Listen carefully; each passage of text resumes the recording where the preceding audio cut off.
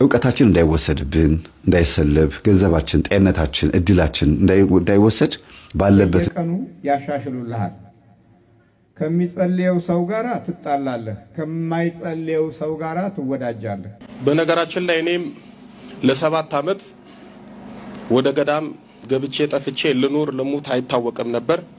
እውቀታችን እንዳይወሰድብን እንዳይሰለብ ገንዘባችን ጤንነታችን እድላችን እንዳይወሰድ ባለበት እንዲቀመጥ መጸለይ ያለብን አንድ ጸሎት አለ።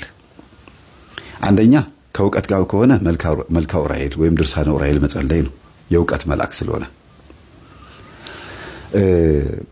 የእውቀት መልአክ ነው ስንል ዝም ብሎ አይደለም። ልጆቻችሁ ትምህርት ቤት ፈተና በሚበዛባቸው ሰዓት በሚጨነቁ ሰዓት ዑራኤል ቤተክርስቲያን ሄደው እንዲጠመቁ ምንም እንኳን ቅዱስ ቁርባኑ የክርስቶስ ቢሆንም ዑራኤል ቤተክርስቲያን ሄደው አስቀድሰው ቆርበው ቅዳሴ ጸበል ሊጠጡ ማድረግ ከእውቀት ጋር የተገናኘ ማንኛውም አይነት ነገር ሲያነቡ ምንም ሲሉም የዑራኤልን ጸበል እየጠጡ እላያቸው ላይ ያርጉ የተጠመቁ በመልካም መልኩ መኖር እውቀትን ያሳድጋልም ያጸናልም፣ አይወሰድብንም፣ አይሰለብብንም። የመርሳት ችግርን ሁሉ ያስወግዳል። በርሜል ቅዱስ ጊዮርጊስ በዚህ አጋጣሚ ልናገር እንፈልገው የአእምሮ ዝግመት ችግር ያለባቸው የሚጥል በሽታ ያለባቸው ሰዎች ሄደው ቢጠመቁ መልካም ነው። ብዙ ሰው ሲድን አይቻለሁ። ይሄን እንደ ምስክርነት ነው የምሰጠው። በጣም ብዙ ሰው እንደ አንድ መረጃም ጭምር ነው። እሺ ሌላው ሀብት ንብረቶቻችሁ እየወደሙ እየተሰለበባችሁ ልክ እንደ እውቀት እየጠፋባችሁ ከሆነ ሀብት ንብረቶቻችሁ ልጆችም ጭምር ማለት ነው መልካ ሩፋኤል ነው የሚጸልየው። መልካ ሩፋኤል በቃ በእርግጥ አባካኝ ሆነን እኛ ገንዘቡን እንደፈለግን እየመዘዝን ሰይጣን አባከነብኝ ማለት የለብንም። ግን ምኞቶቻችንና ፍላጎቶቻችንን ሰብስበን መቀመጥ የምንችለው መልካ መልኩን ስንጸልይ ነው። በየቀኑ ጣፋጭ የሚበላ በየቀኑ ልብስ የሚገዛ በየቀኑ በየጊዜው በየሳምንቱ አዳዲስ ልብሶችን የምትገዛ ወይም ደግሞ ሁሉ አማረሽን ገበያ አታውጣት አይነት ነገር ከሆነ ያን ስሜት የሚያመጣው መንፈስ በመልካ መልኩ ነው የምንመታው፣ በድርሳኑ ነው የምንመታው፣ የሩፋኤልን ጸበል በመጠጣት ነው። ለሁሉም መላእክቶች የራሳቸው የተሰጣቸው ነገር አለ፣ ጤንነታችሁንም ጭምር ማለት ነው። ሌላው የዛር መንፈስ ብዙ ጊዜ ግብር እያስገበረ ካስቸገረ፣ ለምሳሌ ደም እያስደማ በፔሪየድ ሊሆን ይችላል። ወንዶች ደም እያስቀመጣቸው ሊሆን ይችላል። ነስር እየነሰራቸው ሊሆን ይችላል። እየተደባደባችሁ ደማችሁ እየፈሰሰ ሊሆን ይችላል። እንደገና ደግሞ ቁስል እያመጣ ከክበከክ እያደረገ ህመም እያመጣ ግብሩን የሚፈልግ የቤተሰብ የዛር መንፈስ አለ። ብዙ ጊዜ በሽታ የለዋወጠ ቤት ውስጥ የሚያንከባልል ሊቀ መላእክት ቅዱስ ገብርኤልን ጥሩት። መልካ መልኩን ጸልዩ፣ ድርሳኑን ጸልዩ፣ ጸበሉን ተጠመቁ። ይሄ በድርሳን ሩፋ ማነው በመጽሐፈ ሄኖክ ላይ ስልጣን ተሰጥቶታል። ለሁሉ መላእክት ስልጣን ተሰጥቷቸዋል። በእባቡ ላይና በጊንጡ ላይ ማለት በዛሩ ላይ ሾም ያለው ተብሎ የተባለው ማን ነው? ቅዱስ። ሁሉም እኮ ዛሩ ያባረራሉ፣ ግን ይሄ ስልጣን ድርሻ አለው የየራሳቸውና ቃልቻውን ይሄ ጨሌ ምናምን የሚባለው ነገር በሙሉ ብትንትኑን የሚያወጣው ቅዱስ ገብርኤል ነው። ቅዱስ ሚካኤል ደግሞ ትዳር ላይ መጥቶ የሚበጠብጠውን፣ ሰላም እንዳይኖር ከተማን የሚበጠብጠውን፣ ፍቅር እንዳይኖር እርጋታ እንዳይኖር ሁከት የሚያመጣውን እንዲሁም ደግሞ ከስሩ ያሉትን ገብርኤልን ሚካኤልን ሩፋኤልን እየላከ ችግሮቻችንን የሚያስወግድልን ቅዱስ ሚካኤል ነው። የገዳማውያን አባቶቻችንን የመናንያንን የመነኮሳትን ስጋ ፍትወት ሲመጣባቸው ስክን የሚያደርግላቸው የሚያበርድላቸው በስግደት በጾም በጸሎት እንዲበረቱ ሰዓቱን ጠብቀው ተነስተው እየቀሰቀሰ 9 ሰዓት ላይ እንዲጸልዩ የሚያደርግ ሌሊቱን ሙሉ በጸሎት እንዲተጉ በገዳም የመጽናት የመታገስ አንድ ነገር የመቻል የመቋቋም ቻሌንጅ የማድረግ ስልጣን የሚሰጥ ቅዱስ ሚካኤል ነው። በጣም በጣም ታጋሽ ግን ዝም ይላል። ሚካኤል አርመመ ወገብርኤል ተደመነ የሚለው ወረቡ ራሱ ሲወርቡ አባቶቻችን ሚካኤል ታገሰ፣ ዝም ማለት ጸጥ አለ። አርመሞ ማለት ዝምታ ማለት ነው። ገብርኤል ግን ተገረመ ሲል ምን ማለት ነው? እንዴት የፈጠራቸውን አምላካቸውን ይሰቅላሉ ብሎ ሰይፉን ከሰማይ ወረወረ ነው የሚለው። የቤተ መቅደስ መጋረጃ ለሁለት ተከፈለ ከሚለው ጋር ማለት ነው። ሲያያዝ ምንድነው የሚካኤል ትልቁ በቃ በጣም ለየት ያለ ባህሪው መልአካዊ እርዳታው ለኛ መልአካዊ እርዳታው ጸባይኛ ያደርጋል። በጣም ትህትና ያላቸው ሰዎች ብዙ ጊዜ ከቅዱስ ሚካኤል በረከት አግኝተዋል። በተክሊል ተጋብተውም የሚበጣበጡ ባለትዳሮች ካሉ ጸልዩላቸው በመልክአ ሚካኤልና በድርሳነ ሚካኤል። በቁርባን ተጋብተው በተክሊል ተጋብተው ቤት ውስጥ ብጥብጥ የሚያደርጋችሁ ሰው ካለ ያወቃችሁትም ሰው ይኖር ያላወቃችሁትም ሰው ይኖር አጋልጥም በሉት። ከዚህ ቤትም አጥፋ ሚስጥሩን ግለጥልን ካላችሁት ያወጣል። ሰላም ነው የሚፈልገው ቅዱስ ሚካኤል ባለበት ቦታ ላይ እርግጥ ፍሎ ይሄ ደስ የሚል እንዴት ነው? አንዳንድ ወንዝ ቦታ ላይ የሚሄዱ ሰዎች እኮ ውሃው ሲወርድ ሲያዩት ደስ ይላቸዋል አይደለም? በጣም እየተገላበጠ የሚመጣ ውሃ እኮ እንዴ ብላችሁ ነው የሚሸሹት። እና ረጋ ያለ ነገር ነው እና ጥልቀት ያለው ውሃ ከላይ ረጋ ያለ ነው። ፍሬ ያዘ የስንዴ ዘለላ ይላሉ አባቶች፣ አንገቱን ይደፋል። ትትና ያለው ሰው እውቀት ያለው ሰው እውቀቱ መንፈሳዊ የሆነ ምግባሩ ከእውቀቱ ጋር ከመንፈሳዊት ጋር ያስተሳሰረ ሰው ትትና ያለው ለማለት ፈልገው ነው። እና ብዙ ጊዜ እንደዚህ አይነት ነገር ካጋጠማችሁ መልክአ ሚካኤል ጸልዩ፣ ከቅዱስ ሚካኤል ጋር ተቀራረቡ። የመቅበዝበዝ የመጨነቅ ዝም ብሎ የመፍራት ማታ ማታ የመባተት ካለ መልክአ ሚካኤል ጸልዩ ወይም ድርሳነ ሚካኤል ጸልዩ። እንደገና ደግሞ ቅዥ ያለ ንግግር ቶሎ ቶሎ የመለፍለፍ ከተናገራችሁ በኋላ ዋጋ የሚያስከፍል ቃላት ከተናገራችሁ በኋላ ዋጋ ከፍላችሁ በቃ ብዙ እንትን ውስጥ ከገባችሁ መልክአ ሚካኤል ጸልዩ። ሰከን ብዙ ማዳመጥን ትንሽ መናገርን ያስተምራል ይባላል ቅዱስ ሚካኤል። ስትናገሩ ድምጸታችሁ ራሱ የተስተካከለ ይሆናል። የተገራ ንግግር ይሆናል። ሰው የሚያስደነግጥ ሳይሆን ሰውን የሚስብ ይሆናል። እርጋታ ያለው ንግግር ብዙ ጊዜ ሰዎችን ይማርካል ይባላል። እነዚህ የመሳሰሉ አካባቢዎች ያሉትን ነገሮች ቅዱስ ሚካኤል ሰዎችን ይመግባል፣ ያገለግላልና ከበረከቱ ከእርዳታው ከዚህ እርዳታው በረከት እናገኝ ዘንድ መልክአ ሚካኤልን ጸልይ። ሌላው ደግሞ በህይወታችን ውስጥ አንዴ ለቅሶ፣ አንዴ ደስታ፣ አንዴ ሐዘን፣ አንዴ በቃ ድብልቅልቅ ያለ ነገር የምትኖሩ ከሆነ ጨራው አልጨበጥ ያላችሁ ላይፍ የተዘበራረቀ ጨለማና ብርሃን ከተፈራረቀባችሁ መልክአ ራጉኤልን ጸልዩ። መልክአ ራጉኤል በህይወታችን ውስጥ ጨለማና ብርሃን የሆነው ላይፋችንን ክፉ ነገር ሲመጣ ለበጎ እንዲሆን አድርጎ እንድንቀበለው አድርጎ ማይቀርልን ከሆነ ክፉ ነገር ከእግዚአብሔር የመጣ ከሆነ ነው። ታዲያ ከሰይጣን የመጣ ከሆነ ያስወግድላችሁና ያጽናናችኋል። ከእግዚአብሔር የመጣ ቅጣት ከእግዚአብሔር የመጣ ከሆነ እንድትበረቱ ካልደፈረሰ አይጠራም የሚያስብል ነገር ከመጣባችሁ ድፍርሱ ሰዓት ላይ እንዲጠራ እስኪጠራ ድረስ እንድትጽናኑ ያደርጋችኋል ማለት ነው። እና እንደየባህሪያቸው ነው የሚሄዱት።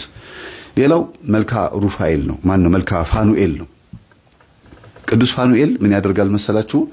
እጅግ በጣም የሚገርማችሁ በረሃብ በርዛት ሰዎች እንዳይሞቱ ያግዛል እና ገንዘባችሁን ለተራቡ ሰዎች እንድትሰጡ የመገፋፋት፣ ለታረዙ ሰዎች እንድታለብሱ፣ የታሰሩት እንድትጠይቁ፣ ምስኪኖችን እንድትረዱ፣ ድሃዎች እንድትረዱ ብቻ አይደለም ድሃ እንድታስጠጉ፣ ኑሯችሁ ሐሳባችሁ ሁሉ ከነሱ ጋር እንዲሆን የማድረግ ኃይል አለው እና ብዙ ጊዜ ቅምጥል ህይወት ካላችሁ ጥሩ አይደለም። ይሄ ካልጋ ላለመውረድ፣ ከሚሞቀው አንሶላችሁ ውስጥ ላለመውጣት፣ ዝናብ ሲመጣ በሚያምር አንሶላ ውስጥ ተጠቅላችሁ ድሃን የማታስቡ ከሆነ፣ ዝናብ ዶፍ ሲያወርድ፣ ንፋሱ ሲመጣ፣ ጨለማ ሲመጣ፣ በዚህ ሰዓት ጎዳና ልጆች እንዴት ሆነው ይሆን? ጎርፉ መጣባቸው ተወስዶ ይሆን? እንዴት ምን ለብሰዋል? ይሄ ሁሉ እየወረዳው ምን ውስጥ ናቸው? እኛስ ተኝተናል። ዝናብ ሲመጣ ደስ ይላል፣ እንቅልፍ ደስ ይላል። በዛ ሰዓት ግን እነዛ ልጆች የት ነው ያሉት?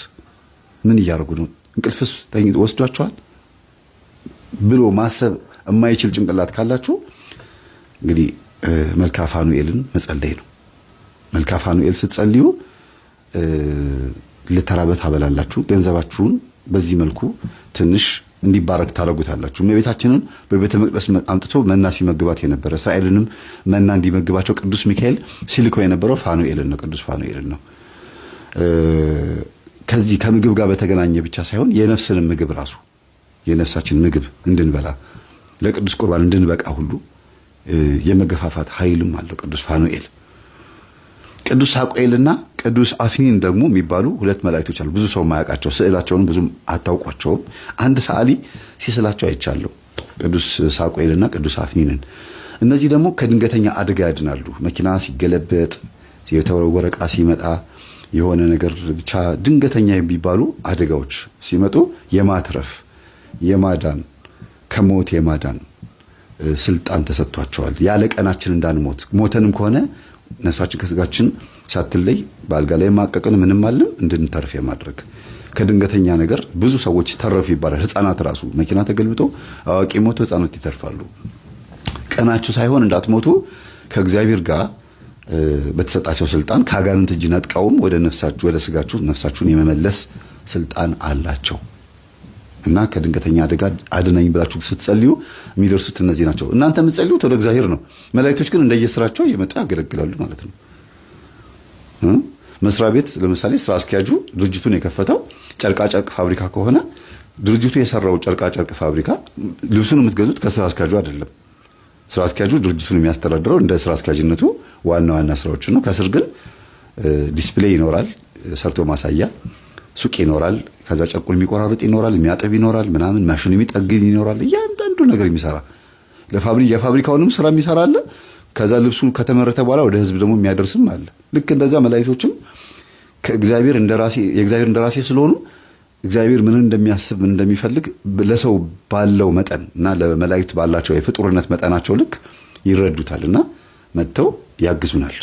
አንዳንድ ጊዜ እግዚአብሔር ሳያዛቸውም የእግዚአብሔር እንደራሴ ሆነው ሰርተው ይሄዳሉ። ለምን? ቅንዓትም ስለሆነ ነው። እግዚአብሔር ሲሰደብ፣ እግዚአብሔር ሲወቀስ ወይም ቤተ መቅደሱ ሲቆሽሽ ማየት ስለማይፈልጉ ቀጥተው የሚመለሱበት ጊዜ አለ። ነብዩ ዘካርያስን ታውቁታላችሁ። ማን ነው? ካህኑ ዘካርያስ። ካህኑ ዘካርያስ የመጥምቁ ዮሐንስ አባት ማለት ነው። ወንድ ልጅ ትወልዳለህ፣ ኤልሳቤጥ ሚስትህም ትወልዳለች ሲለው ጊዜ አላምን ሲል አንደበቱን ዘጋው ይላል። አንደበቱን ዘጋው አልተባለም፣ ሂድና አብስሮን የተባለው ግን አንደበቱን ዘግቶ ይሄን እስክታይ ድረስ አንደበትህ ይዘጋል፣ ልጁ ሲወለድ አንደበትህ ይከፈታል ብሎት ነበረ። ተከፈተ። ስለዚህ ሊያበስር መጥቶ በዛውም የራሱን ስራ ሰርቶ የሚሄድበትም ጊዜ አለ። የግዴታ እግዚአብሔር ያዘዘው ብቻ ለሚሰራው ይቅር አይልምና አታስመርሩት የተባለው ለምንድን ነው? በራሱም መንገድ ስለሚሄድ ነው። መላእክቶች ነፃ ፈቃድም ስላላቸው ነው። ቅዱሳን ስለሆኑ የእግዚአብሔር እንደራሴዎች ናቸው። የእግዚአብሔር እንደራሴዎች ከሆኑ ደግሞ እግዚአብሔር ምን እንደሚፈልግ ያውቃሉ። እንደ መጽሐፍ ቅዱስም ሕግም ይሄዳሉ፣ እንደ ፍቅር ሕግም ይሄዳሉ። አንዳንዴ ፍቅርን አስበልጠው ከሕጉ ውጪ የሚሄዱበት ጊዜ አለ። ሕጉ ከተጻፈው አልፈው ፍቅርን ብቻ አሳይተው የሚመለሱበት ጊዜ አለ። እንደዚህ ይደረጋል እንዴ ብላችሁ የምትሉት ከተጻፈው ውጪ ሆነው መላእክቶች የሰሩትን ስራ ብዙ ቦታ አንብበናልና ይሄን የመሰለ ስለተማማረን የአምላካችን ስም የተመሰገነ ይሁን። ዛሬ በጣም ብዙ ነገር ባወራም ትንሽ ፍሬ ነገር እንዲያዛችሁ ተስፋ አደርጋለሁ። ሰላሙ ነው። በየቀኑ ያሻሽሉልሃል። ከሚጸልየው ሰው ጋራ ትጣላለህ፣ ከማይጸልየው ሰው ጋራ ትወዳጃለህ። ይሄ መጀመሪያ ባህሪያቱ። ከደጉ ጋራ ትሸሻለህ፣ ከክፉ ጋራ ትስማማለህ። ይሄ ልዩ በማህበራዊ ግንኙነት ላይ የሚፈጥረው አንደኛው ሌላው ስልታዊ ሚስጥሩ ነው። ከአመለኛው ጋራ እንድትናፍቀው ያደርግሃል። አመለኛውን ሱሰኛውን ሰው፣ ደጉን ሰው እንድትሸሸው ያደርግሃል። መናፍቅ የሚመክርህን የሚያስተምርህን መንገዱ ይሄ ጥሩ አይደለም የሚልህን እንደ አውሬ እንድታዩ ያደርጋል። እንደውም እንደ ሰው አይደለም እንደ አውሬ። ይሄ ከውስጥ ያለው መንፈስ ውጫዊውንና ውስጠኛውን አካልህን ሁለቱንም በአንድ ጊዜ ለመቆጣጠር የሚጠቀምበት ዘዴ ነው። ተደብቆ ነው። በዚህ ሂደት ውስጥ ደግሞ መንፈሱ ጤናህን አያምህም። ሰይጣን በአሁኑ ዘመን ጤናን ያማል ብለው የሚገምቱ ሰዎች በጣም ሞኞች ናቸው። ጤና ወደ ማመም ደረጃ የሚደርሰው ከፍ ያሉ ጥፋቶችን ፈጽመህ ወንጀልህ እየጨመረ ሲመጣ በሱ በኩል መሙላት ሲጀምር ጤናህን ይነካል። ለምን? ቶሎ እንድትሞትና ሲኦል እንድትገባ ይፈልጋል። ጤና ከማመሙ በፊት ግን ተመሳስሎና ተደብቆ የመኖር ባህሪው እጅግ በጣም የሰፋ ነው። ስለዚህ ከክፉ ጓደኞቹ ጋራ ያውልሃል። ከዛ የማታውቃቸውን ነገሮች እንድታውቅ ይገፋፋሃል። ለምሳሌ የማታጨስ ከሆነ እንድታጨስ ያደርግሃል። ቁጥር 1 በባህሪህ ላይ ያለውን ስልጣን አሳየ ማለት ነው። አሁን ሲጋራ እተዋለሁ ስትል አተው። ከኪሴ ጥላለሁ ስትል አጥልም ወይ ትጥልና መልሰህ ትገዛለህ። ላይተሩን በላይተር ታቃጥልና ሲጋራውንም ታቃጥልና እንደገና ተመልሰህ ትገዛለህ። ይሄ ማለት ምንድነው? በቃ ህይወትን ተለማመደ ማለት ነው። ጠባይህን ተለማምዷል ማለት ነው። አንተ እየመሰለህ 10 ጊዜ ትምላለህ። በቃ ትሳላለህ። ቅዱስ ሚካኤል፣ ቅዱስ ገብርኤል፣ መድኃኔዓለም፣ ሥላሴ ባካችሁ $100 ዩሮ ምናምን እሰጣለሁ ትላለህ። አሺ ምናምን ትላለህ። መላእክት ሲያግዙህ እሱ ስለሚያውቅ የዛን ጊዜ ዞር ይላል። ስትሳል ዞር ይላል። ወዲያው ይመጣና ደግሞ ከባህሪ ውስጥ የነበረህን ፍላጎት አንተ ሳታውቀው ሲጋራ ለኩሰህ ስታጨስ ታገኘዋለህ። እኔ ነኝ ማን ነኝ ትላለህ። ይህ የመናፍስት መደበቅ ምስጢራዊነት አንዱ ገጽታ ነው። መጠጥም ከሆነ አልጠጣም ትልና ትምላለህ፣ ትገዘታለህ። ግን ራስህን ሄደህ መጠጥ ቤት ታገኘዋለህ። አንዳንድ ጊዜ አንተ መጠጣትህን ሳታውቀው ሰክረህ ይሁን ራስህን አዙሮ ታገኘዋለህ። ሌሎች ጠጥተሃል ሲሉ ለአንተ ይገርምሃል። ያጠጣህ ግን ያ በውስጥህ የተደበቀው ስውር ኃይል ነው። የመናፍስት መደበቅ አንደኛው ጠባያቶቹ ይህን በመሰለ ሁኔታ ይከሰታል። ክፋትና ተንኮል ስትፈጽምለት ደግሞ ይደራጃል። ቃልቻ ቤት፣ ጠንቋይ ቤት፣ ዛር ቤት፣ ውቃቢ ቤት፣ መተትና አስማት ቤት በምትሄድበት ጊዜ ደግሞ መዝገቡን ያጠናክርና ከውስጥም ከውጭህም መግዛቱን ያረጋግጣል። መንፈሳዊ መዝገብህን ከህይወትህ ውስጥ ያጠፈዋል። ለሃይማኖት የምትሰጠው ቦታ፣ ለእግዚአብሔር የምትሰጠው ቦታ በቃ ተራ ይሆንና አሉባሌ ገጽታ ይኖረዋል። ከዛ በኋላ አሁን ከመደበቅ አልፎ በአካልህ ላይ አዛዥ ስለሆነ አያስቸግርም። በዚህ ጊዜና ሰዓት የሚከሰቱ ክስተቶች ብዙ ናቸው። አንደኛው ቤተሰብ መመስረት ነው። ሰይጣኑ አብሮ ይመሰርታል። ስትወልድ አብሮ ይወልዳል። ስታገኝ አብሮ ያገኛል። ወዲያው ግን ይበታትነውና ያፈራርሰዋል፣ ያጥፈዋል። እና የመናፍስት መደበቅ እንደዚህ በቀላሉ የምንገምተው አይደለም። ይሄ እንግዲህ በእውቀትና በሙያም ትልቅ ሰው ሊሆን ይችላል፣ ፕሮፌሰር ሊሆን ይችላል፣ ዶክተር ሊሆን ይችላል። ግን መናፍስት ከባህሪው ውስጥ ዶክተርነቱ መናፍስትን አያስወግድም፣ ፕሮፌሰርነቱ መናፍስትን አያስወግድም። ያ ወረቀትና ሙያ ነው። አንዳንድ ጊዜ ሰዎች በዚህ ባለው እውቀት መጠን ስለሚያዩት በዚህ ባለው ደረጃ ስጋዊ ጥበብ አንጻር ስለሚገምቱት ከመንፈስ ነፃ ሊሆን እንደማይችል። በነገራችን ላይ እኔም ለ7 ዓመት ወደ ገዳም ገብቼ ጠፍቼ ልኑር ልሙት አይታወቅም ነበር። በኋላ ለአያቴ ተደውሎ ከሞተ ቆይቷል ተብዬ እድሩላ ተበልቶብኛል። ህርምሽን አውጪ ተብላለች። ከ7 ዓመት በኋላ ድምጼን ሰሙ፣ አገኙኝ፣ አላመኑኝም። አንዳንዱ ሳትሞቱ በቆም እንግዲህ እንዲገላሉ። ዋናው ነገር እንግዲህ የምናስተላልፍላችሁ መልእክት ጸልዩ ነው፣ ስገዱ ነው፣ እንደሱ ተንበርከኩ ነው። የቱንም ያህል የከፋ ጠላት ቢመጣ እግዚአብሔር ያርቅላችኋል።